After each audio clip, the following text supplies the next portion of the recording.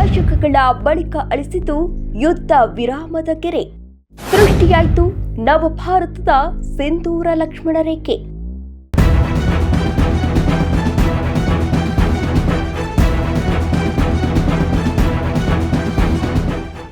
ಭಾರತದ ಭೂಶಿರ, ಭೂಲೋಕದ ಸ್ವರ್ಗ, ಹಿಂದೂಸ್ಥಾನದ ಮುಕುಟಮಣಿ ಹೀಗೆ 16 ಹೆಸರುಗಳಿಂದ ಕರೆಸಿಕೊಂಡು ಪವಿತ್ರ ಕಾಶ್ಮೀರವೇ ರಕ್ತಸಿಕ್ತಗೊಂಡು ದಶಕಗಳೇ ಹುರುಳಿ ಹೋಗಿವೆ. 1947ರಲ್ಲಿ ಭಾರತದಿಂದ ಬೇರ್ಪಟ್ಟ ಪಾಕಿಸ್ತಾನ ಕಾಶ್ಮೀರಕ್ಕಾಗಿನ ತನ್ನ ಮಸಲತ್ತನ್ನ 7 ದಶಕಗಳೇ ಉರುಳಿದ್ರೂ ನಿಲ್ಲಿಸೋ ಲಕ್ಷಣಗಳು ಕಾಣ್ತಿಲ್ಲ. ಹಾಗಿದ್ರೆ ಏನಿದು ಕಾಶ್ಮೀರದ ವಿವಾದ?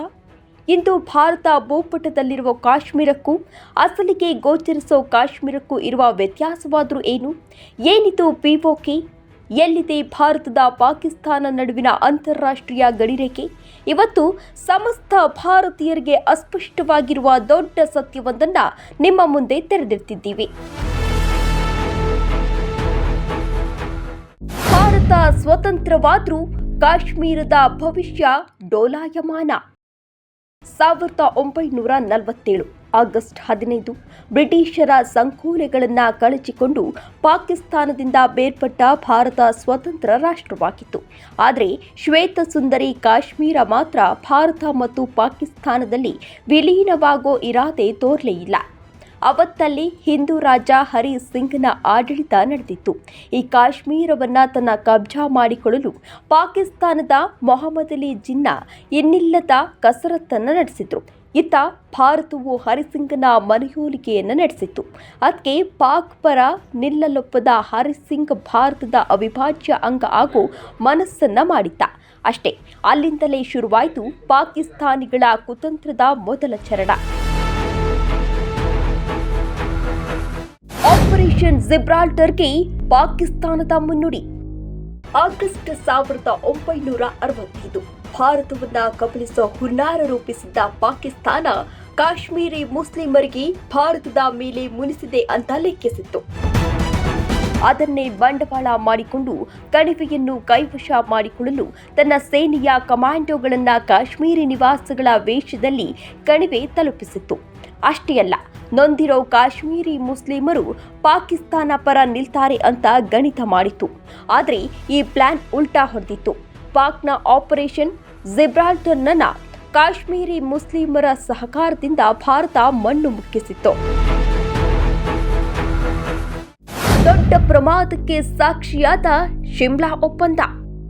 ರಾಜ ಹರಿಸಿಂಗ್ ಕಾಶ್ಮೀರವನ್ನ ಭಾರತದೊಳಗೆ ವಿಲೀನ ಮಾಡಿ ಕೈ ತೊಳೆದುಕೊಂಡಿದ್ದ. ಇತ್ತ ಎಲ್ಲವೂ ಸುಸೂತ್ರ ಅಂದುಕೊಂಡಿದ್ದ ಭಾರತಕ್ಕೆ ಮತ್ತೆ ಪಾಕ್ ತಲೆನೋವಾಗಿತ್ತು. 1971 ಪಾಕ್ ಮತ್ತೆ ಭಾರತದ ಮೇಲೆರಗಿತ್ತು. ಉರಿ, ಪಠಾಣ್ಕೋಟ್, ದ್ರಾಸ್, ಕಾರ್ಗಿಲ್, ಪೂಂಚ್ಗಳಲ್ಲಿ ಮತ್ತೆ ಖ್ಯಾತಿ ಶುರುವಾಗಿತ್ತು. ಈ ಬಾರಿ ಭಾರತ ಆಪರೇಷನ್ ಗ್ರ್ಯಾಂಡ್ ಸ್ಲಾಮ್ ಶುರು ಮಾಡಿತ್ತು. ನುಗ್ಗಿ ಬಂದಿದ್ದ ಪಾಕಿಗಳನ್ನು ಹೊರಗಟ್ಟೋ ಕಾರ್ಯವನ್ನು ಶುರು ಮಾಡಿತ್ತು. ಉರಿ, ಪೂಂಚ್ಗಳಲ್ಲಿ ಹೆಜ್ಜೆ ಇಟ್ಟಿದ್ದವರನ್ನ ಹೊಡೆದೋಡಿಸಲಾಗಿತ್ತು. ಆದರೆ ಮುಜಫರಾಬಾದ್, ಬಾಲ್ಟಿಸ್ಟಾನ್ನಲ್ಲಿ ಪಾಕ್ ಬಿಗಿ ಹಿಡಿತವನ್ನ ಸಾಧಿಸಿತ್ತು. ಭಾರತೀಯ ಸೇನೆ ಮುನ್ನುಗ್ಗೋ ಹುಮ್ಮಸ್ಸಿನಲ್ಲಿತ್ತು. ವಾಯುಸೇನೆ ಶತ್ರುಗಳ ಸಂಹಾರದ ಧಾವಂತದಲ್ಲಿತ್ತು. ಆದರೆ ಭಾರತ ಅತ್ಯಂತ ಕರಾಳ ಒಪ್ಪಂದವೊಂದಕ್ಕೆ ವಿಶ್ವಸಂಸ್ಥೆ ಸಾಕ್ಷಿಯಾಗಿ ಒಡಂಬಡಿಕೆ ಮಾಡಿಕೊಂಡಿತ್ತು.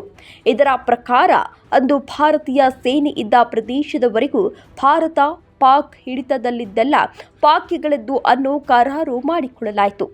ಹೀಗೆ ಉದಯಿಸಿದ್ದೇ ಪಾಕ್ ಆಕ್ರಮಿತ ಕಾಶ್ಮೀರ. ಅಂದಿನ ಆ ಕರಾಳ ಒಪ್ಪಂದದ ಕರಿ ಛಾಯೆಯೇ ಇಂದಿನ ಪಿಒಕೆ ಪಾಕ್ ಆಕ್ರಮಿತ ಕಾಶ್ಮೀರ. ಹಾಗಂತ ಇಂದಿಗೂ ಇದು ಅಂತಾರಾಷ್ಟ್ರೀಯ ಗಡಿರೇಖೆ ಅಲ್ವೇ ಅಲ್ಲ.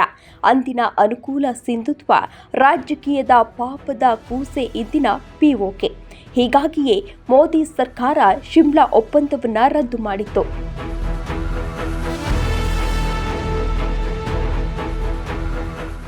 ಪಿಒಕೆ ಗೆರೆ ಅಳಿಸಿ ಲಕ್ಷ್ಮಣ ರೇಖೆ ಬರೆದ ಮೋದಿ.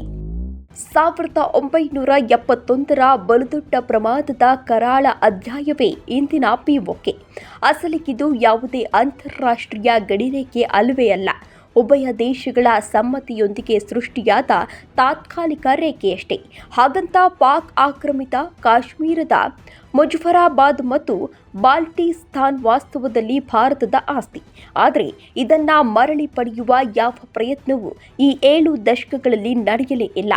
ಅಖಂಡ ಕಾಶ್ಮೀರದ ಕಲ್ಪನೆಯನ್ನ ಸಾಕಾರಗೊಳಿಸೋ ನಿಟ್ಟಲ್ಲೀಗ ಮೋದಿ ಸಿಂಧೂರ ರೇಖೆ ಗೀಚಿದ್ದಾರೆ.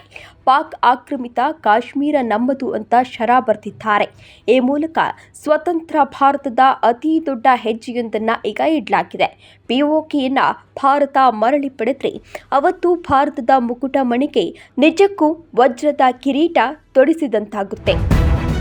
Special desk, Karnataka news beat, Bengaluru.